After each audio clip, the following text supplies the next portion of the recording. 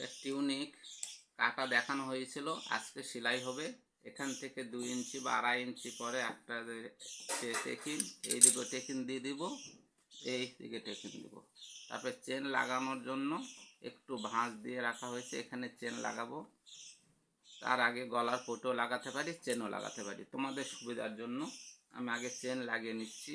তাহলে চেনের এটা সোজা, তাহলে সোজা দিক থাকবে নিচের দিকে, এভাবে নিয়ে ঠিক উপর দিকে এভাবে সমান করব, আর নিচের দিকে এইদিকে বাড়তি যতটা থাকবে নিচের দিকে থাকবে, সমান করে এই চেনের উপর দিয়ে সেলাই দেবো। এইভাবে 2 দিকে সেলাই দিয়ে নেব। চেন লাগানো হয়ে গেল, এখন দেখো এরকম হবে, এটা উল্টো দিকে হলো, তারপর সোজা দিকে নিয়ে এইরকম হবে চেন। এই যে চেনটা আর দেখা যাবে না। এখন হবে গলার পটি। আলাদা কাপড় নিয়ে নিলাম, আলাদা কাপড় নিয়ে গলা এভাবে বসিয়ে ঠিক এই যেভাবে গলা কাটা আছে এইভাবে কেটে নেব। কেটে নিলে গলার পটি হয়ে যাবে। পটি কেটে নিলাম, কেটে নেওয়ার পরে রেখে দিলাম। তারপরে এখান থেকে 1 অথবা 1.5 ইঞ্চি এইভাবে বেশি নিয়ে কেটে নেব। কেটে নিয়ে এইভাবে ধার দিয়ে আগে একটা সেলাই দিয়ে নেব। সেলাই দিয়ে নেওয়ার পরে গলার উপরে বসিয়ে নিয়ে নেব।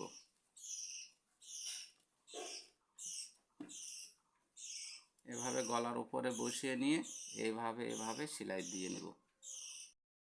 এইভাবে সেলাইটা দিয়ে নিলাম। সেলাই দিয়ে নেওয়ার পরে এই সেলাই থেকে এই কোনা এভাবে কেটে নিয়ে নেব। কেটে নেওয়ার পরে এভাবে চাপ সেলাই দিতে পারো, অথবা এভাবে ভাঁজ দিয়ে সেলাই দিতে পারো। পটি উল্টো দিকে এই দিকে সেলাই দিয়ে নিলাম। সেলাই দিয়ে নেওয়ার পরে সামনে পাট একই রকমের সেলাই দিয়ে নেওয়া হয়েছে। তারপরে যেভাবে তোমরা পুট সেলাই করো এভাবে পুট সেলাই করে নিবে। পুট সেলাই করে নেওয়ার পরে তারপরে যে চেন লাগানো হয়েছিল, চেনের এখানে একটা সেলাই দিয়ে নেবে। চেনের এখানে একটা সেলাই দিয়ে নেওয়ার পরে বাকি চেনটা কেটে দিবে। কেটে দিলাম। এটা গলার পটি কীভাবে কেটে নিব, একটা কাপড় নিলাম।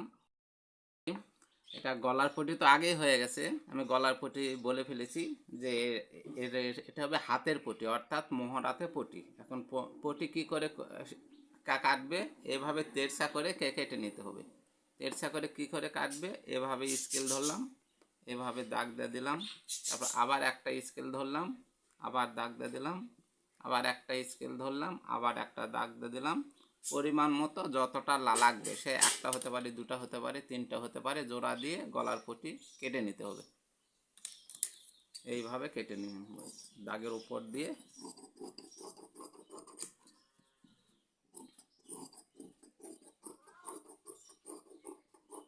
গলার হাতের পটি হয়ে গেল। কিভাবে পটি লাগাবে, এদের পটিটাকে কেটে নিয়েছি। এখন এভাবে ভাঁজ করব, ভাঁজ করে একদম এখান থেকে সেলাই দিতে থাকবো। সেলাই দিতে দিতে দিতে দিতে এই পর্যন্ত সেলাই নিয়ে আসবো। দিয়ে নিলাম। সেলাই দিয়ে নেওয়ার পরে কি করব, এইরকম করে উল্টো দিকে ভাঁজ দিয়ে সেলাই দিয়ে নেব। এইভাবে দুই হাতেই সেলাই দিয়ে দিতে হবে। থেকে লুপের কাপড় কেটে নিতে হবে। তাহলে কি করে কাটবো, এটাও এক স্কেল নিতে পারো। এভাবে সোজা করার জন্য নতুন অবস্থায় কাটতে তো বাঁকা হয়ে যাবে, এই জন্য সোজা কাটার জন্য এভাবে নিয়ে নিলাম। তারপরে এই দিক দিয়ে কেটে নেব, এই দিক দিয়ে কেটে নেব। কেটে নিলাম। কেটে নেওয়ার পরে যেরকমভাবে ছায়ার ফিতা বানায় সেরকমভাবে এভাবে একটা ভাঁজ দেব, আরেকটা ভাঁজ দেব, তারপর আরেকটা ভাঁজ দিয়ে সেলাই দিয়ে নেব। তাহলে লুপ হয়ে যাবে। এখানে লুপ না লাগিয়ে নেব। সামনে 2টো টেকেন আছে, পিছনে 2টো টেকেন আছে। তাহলে টেকেনের একদম টেকেনের সাইডে 2.5 ইঞ্চি উপরে লুপ লাগিয়ে নেব। এখানেও 2.5 ইঞ্চি উপরে লুপ লাগিয়ে নেব। এভাবে চারটা লুপ বানিয়ে নিয়েছি। সেলাই দেব কি করে, এভাবে সেলাই দিয়ে নেব।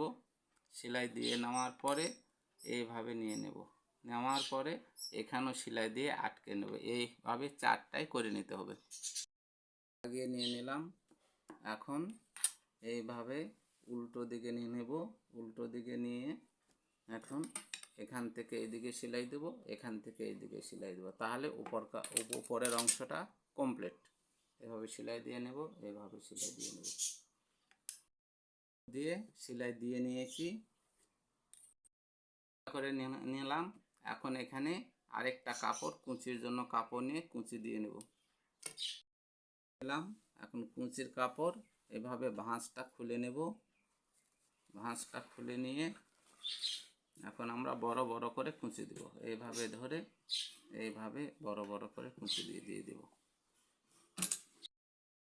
কুঁচি দিয়ে নেওয়ার পরে এখন এই মাথায় এই দিকে নিয়ে নেব, এইদিকে নিয়ে এখান থেকে সোজা সেলাই করে দিব।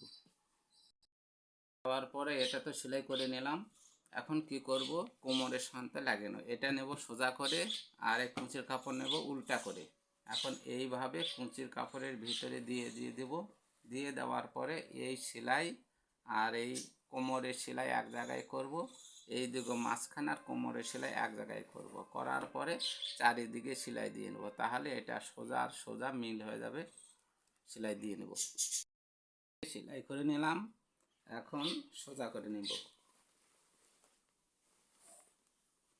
এভাবে সোজা করে নেওয়ার পরে যে প্লেটের চকের দাগ দেওয়া